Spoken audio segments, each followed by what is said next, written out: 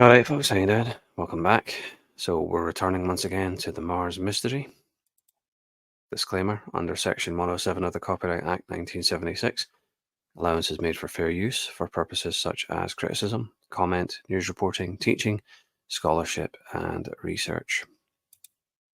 And we're now heading into another subsection of the murdered planet. This is the Janus planet. This is very interesting, very eye-opening, this section of the book. Though again, this is a summary of the Mars mystery. It's no substitute for the actual book itself. As always, links in the description where you can acquire it. So the Janus planet. Hancock states that Mars was once lush and fertile, much like Earth today. The general scientific consensus is that Mars was brutally killed by a vicious cosmic assault of comets and/or asteroids, as is evidenced by the thousands of massive craters found on its surface. This blitz caused massive cataclysmic floods and then ripped apart the planet's atmosphere so that liquid water, and therefore the ability to sustain life, was viciously destroyed. Hancock ponders the possibility that the Earth itself might likewise be obliterated in its prime. Clues from the body. So Hancock compares Mars to a murdered corpse and states that in looking at the photographs and other scientific evidence, we learn a number of curiosities. Mars's orbit is very eccentric, as it vacillates between being very close to the Sun and very far off. Its rotation is very slow, and it has a very weak magnetic field. The north-south spin axis seesaws erratically during its orbit. The surface crust of Mars, quote, may have slipped in one piece around the inner layers of the planet on several occasions, says Hancock. The north of Mars is 3 kilometers lower than the south in altitude. Impacts. Hancock quotes William K. Hartmann, who wrote in the Scientific American in 1977, quote, an asteroid 1,000 kilometers across striking a primordial planet could have given rise to a fundamental asymmetry, where one hemisphere has many ancient craters and the other has been almost entirely modified by volcanism. Hancock points to the north of Mars having a far lower altitude than the south. Hancock ruminates over the 3 kilometers of crust that appears to have been scraped off of Mars' northern hemisphere. It would not have eroded away naturally, even over billions of years. Hancock states that erosion alone is a poor explanation, and meteor impact theories also fall short. He goes on to say that the best suggestion is, quote, that the material flung at Mars was drawn across its orbit because of the asteroid belt, probably caused by the atmospheric attraction of Jupiter. Astra. So Hancock states that the consensus of astronomers is that asteroid impacts on planets were more frequent in the past and have been steadily decreasing over time. It is also his belief that the southern uplands of Mars are far older than, quote, the recently resurfaced plains of the north, as he puts it. Geographer Donald W. Patton and engineer Samuel L. Windsor argue that the southern hemisphere of Mars was the true victim of a celestial blitz, which is why it is more heavily cratered. They also argue that the loss of the crust of the northern hemisphere was as a direct result of the punishment the South endured. And that book that you see there, The Mars Earth Wars, I've got that book, and I'll be getting into it in the future. Hancock also points out that Patton and Windsor believed in the possibility of a planet between Mars and Jupiter where the asteroid belt now is. Their hypothesis is that the planet Astra was pulled in by Mars's gravitational field and destroyed by its Roche limit, which surrounds planets and either destroys or repels smaller, weaker objects foolish enough to wander too close. Hancock describes the Roche limit as an invisible force field, a defense mechanism of sorts. This can leave the defending planet compromised, suffering serious damage from fragments, but is still preferable to an outright collision. Patton and Windsor theorized that Astra got way too close, possibly within 5,000 kilometers of Mars, and well inside the Roche limit, leading to its inevitable destruction. fragments of the shattered planet damaged Mars for many years afterwards, as they found lots of evidence of a tremendous explosion over the southern hemisphere. Quote, so far, astronomers who fail to think of planetary catastrophism also have failed to see the obvious, writes Hancock. He points out the difficulty in proving the theory that a hypothetical 10th planet collided with Mars at all. Quote, their ideas on this matter rest, in essence, on the belief that the solar system only recently organized itself into its present form, writes Hancock.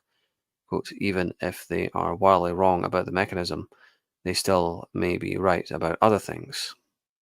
Good way of putting it.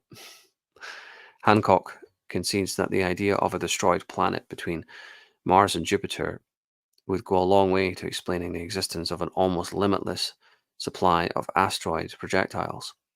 In 1978, astronomer Tom Van Flanderen of the U.S. Naval Observatory in Washington, D.C., made a similar case in Icarus.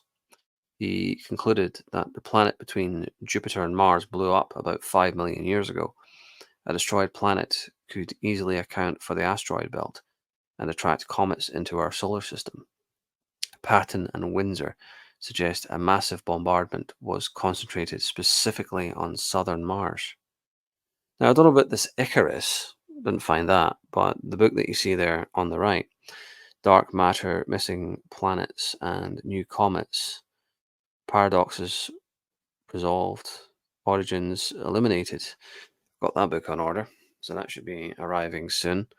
Now, my own personal theory is not that there was a small planet that was destroyed by the Roche limit of Mars, but there was actually a huge freaking planet called Tiamat or Lucifer or Man, depending on who you ask. Excuse me, it's about 6 o'clock in the morning. I don't get much sleep these days, but anyway, because most of the time when I'm not working, I'm doing this.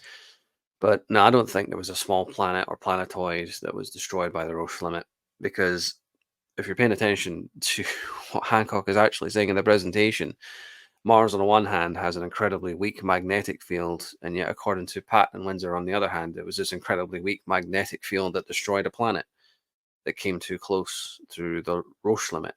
The magnetic field surrounding Mars destroyed a planet. The magnetic field around Mars couldn't destroy a packet of crisps.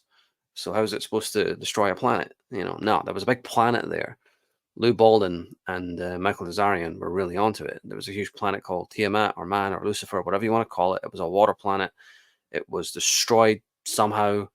Well, how do you destroy a big planet? Well, I would suggest that Star Wars probably gave you the answer to that question.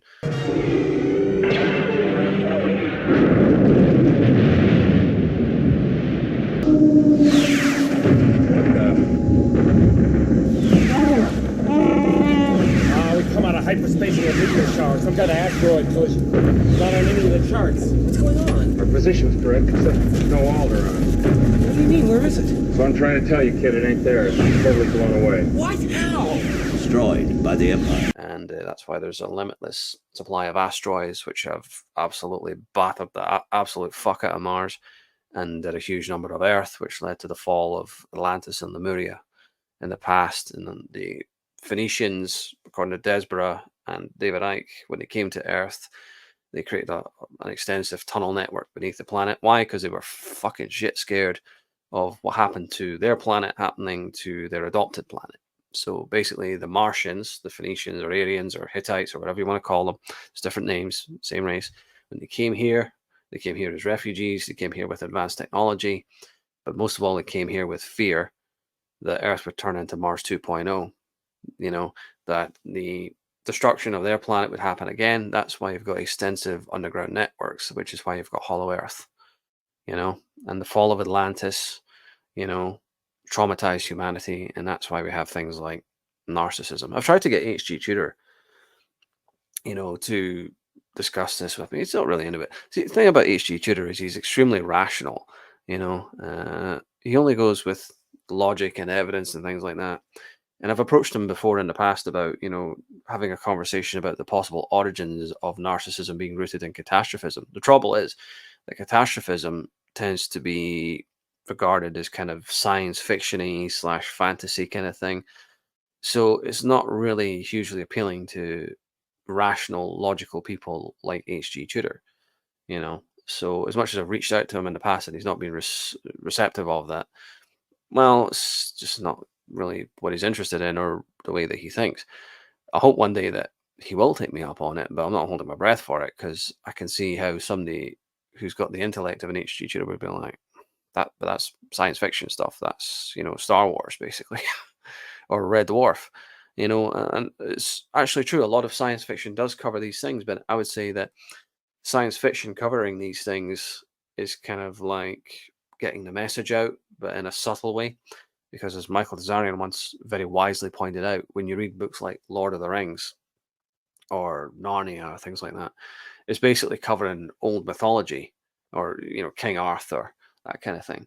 When you're watching movies about King Arthur, you're getting the kind of soft package. You're getting kind of how would you say, the fictionalized version of what really happened. Because if you come up with the actual version, it hits the trauma and the subconscious, and people switch off and they don't want to know because they don't want to relive that subconscious ancestral trauma, you know. But when you present it in a soft package kind of thing, in a fictionalized form, with magical rings that you can throw on volcanoes and destroy demons who are trying to take over the world, well, that's more acceptable. Because if you approach it directly head on, you're going to turn people off. Look at the number of views that my Mars videos get compared to other subjects that I cover. If I covered a subject about William Wallace, for example, and even Jed kind of hit on this himself, even Jed himself has directly said to me when I've been recording with him that he doesn't like these videos as much as when I cover the Scottish Wars of Independence, like Robert the Bruce and William Wallace. If I made a video about how awesome William Wallace is, I could probably get about 500 views in 2 weeks. Whereas if I talk about, Astra, as Hancock puts it, that's the term he uses in his book, or Tiamat or Lucifer being destroyed and the earth being hit by massive cataclysms, I get like 5 views in as many days. This is not something that people want to face. My argument is, though, this is something that we need to face. It's not something, it's not about want, it's about necessity. But people don't want to relive trauma. But my argument is we have to. Otherwise, we're never going to heal and move forward. I'm doing it not out of desire, but out of necessity. We have to face it. We don't have a choice. Otherwise, we're going to keep going round and round and round like a dog chasing its tail. This has to be addressed, and I'm all about facing up to hard truths when it comes to trauma and our ancestral psychological subconscious trauma. I could, if I made a video about Armageddon, the movie Armageddon, I could probably get loads of views, somewhere between 1 to 500 views within about 10 days or a fortnight, But if I talked about the actual events which really happened, not the movie Armageddon, but like the actual, in fact, I think the next presentation is actually about that very thing. The actual event which happened in the Yucatan, 65 million years ago, which destroyed the dinosaurs, the actual science behind it. Would I get 1 to 500 views, or would I get 1 to 5 views? You see what I'm saying? Michael Desarian really hit on it years ago. When you're approaching these things, if you dress it up in a fictional version, it'll become a bestseller. But if you actually talk about the real things that actually happened, well, then you're going to be queuing on the welfare line. Either that or do something else, But anyway, thanks for watching, and leave your thoughts and comments down below.